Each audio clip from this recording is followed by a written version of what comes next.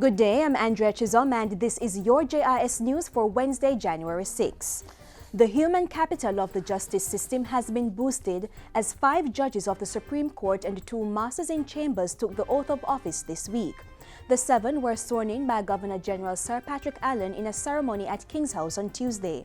Lorna Shelley Williams, Chester Stamp and Vinette Graham Allen were sworn in as puisne judges of the Supreme Court, while Sonia Bertram Linton and Dale Palmer will act as puisne judges. Rosemary Harris and Carolyn Ty will serve as masters in chambers. You have to guard against the ills of complacency, because your appointment is not simply a signal victory, but a stimulant to intensify your devotion to the continuous building of our judicial system. A similar charge was issued by Chief Justice Zayla McCalla.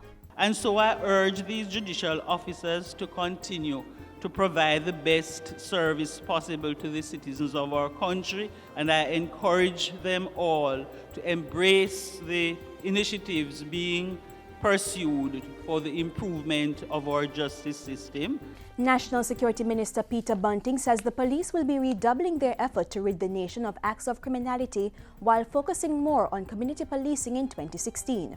While acknowledging the increase in murders last year, he says the security forces will not be deterred or daunted by this setback. The National Security Minister was speaking at the Jamaica Constabulary Force's annual 2016 devotion exercise held at the Office of the Commissioner of Police on Monday.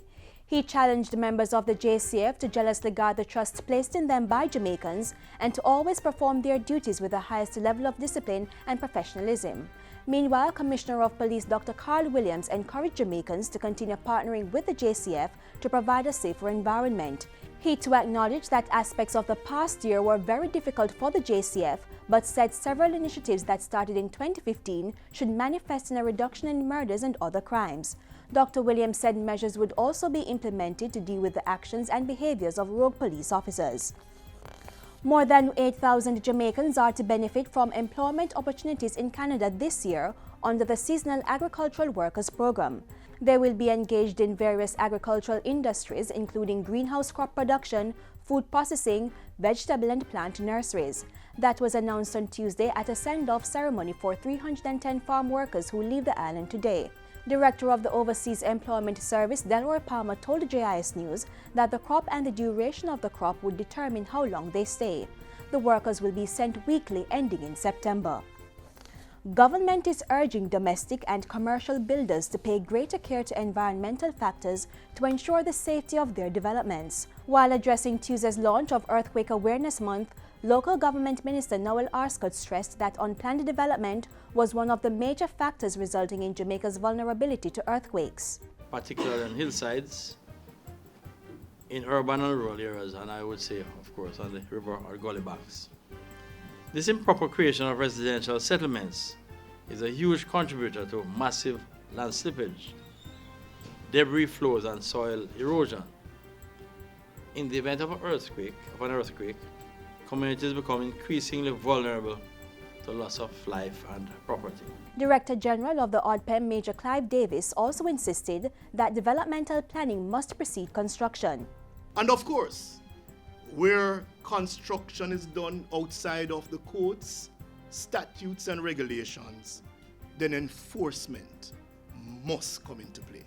Government launched a Hillside Development Manual in July of 2014 to assist builders and homeowners understand the value of minimizing interference with the natural slopes. In the meantime, ODPEM's Director General is urging business and other stakeholders to do at least one activity in observation of Earthquake Awareness Month. He stressed that it was important to provide the public with accurate information so persons can plan accordingly. A drill maybe, a simple talk or a presentation, set up a display, share literature on earthquake. This year's theme for Earthquake Awareness Month is Earthquake Safety. Don't be scared, be prepared. Official activities include a media marathon, Earthquake Awareness Day observations for schools and businesses, an Earthquake Awareness Open Day, and a Seismic Youth Forum. And finally, the Institute of Jamaica IOJ has honored Professor Orlando Patterson with the 2015 Musgrave Gold Medal for Distinguished Eminence in Literature and Dr. Myrna Haig Bradshaw with the Silver Medal for Outstanding Merit in the Field of Music. The two received their awards in a ceremony at the Institute's downtown Kingston headquarters on January 4. In congratulating the honorees, Chairman of the IOJ's Council, Ambassador Burchell Whiteman, said they had inspired others through their work and were a credit to Jamaicans at home and abroad. For me, it's a very special privilege to have the opportunity of presenting to you the symbols of the high regard in which the Institute of Jamaica and indeed all Jamaica holds both of you as distinguished members of our community and nation. A historical and cultural sociologist, Professor Patterson is the author of numerous academic papers and 5 major academic books, including Slavery and Social Death, Freedom in the Making of Western Culture, and The Ordeal of Integration. Known as Jamaica's First Lady of Jazz, Dr. Haig Bradshaw founded the Ocherias Jazz Festival with her husband, jazz musician Sonny Bradshaw, and continues to organize the festival. The Musgrave Medals are awarded by the IOJ in recognition of notable contributions to literature, science, and arts in Jamaica and the West Indies. And that's it for JIS News today. I'm Andrea Chisholm. Thank you for watching.